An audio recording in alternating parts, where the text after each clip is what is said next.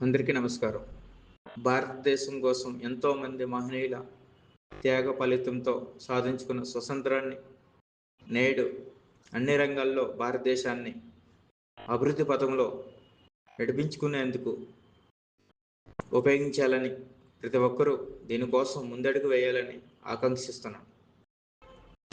ఆనాడు తెల్లదొరల మీద పోరాడి విముక్తి సాధించాం. ఇప్పుడు మన వ్యవస్థలో పాతుకుపోయిన సాంప్రదాయ రాజకీయ వ్యవస్థ మీద పోరాడి విముక్తిని సాధించాలి.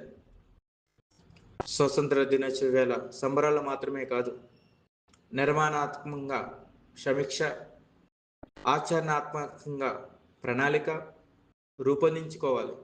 ఆ దశగా ప్రయత్నాలు జరగాలని ఆశిస్తూ భారతదేశం కోసం, భారతదేశ స్వతంత్రం కోసం పోరాడిన ఎందరో మహనీయులను నేడు స్మరించుకుంటూ సమైక్యతతో ప్రగతి పథంలో దూసుకెళ్తున్న మన దేశం మరింత అభివృద్ధిని సాధించాలని ఆకాంక్షిస్తూ నా తోటి భారతదేశ పౌరులందరికీ 79వ స్వతంత్ర దినోత్సవ శుభాకాంక్షలు తెలియజేస్తున్నాను. మీ రాజాబాబు.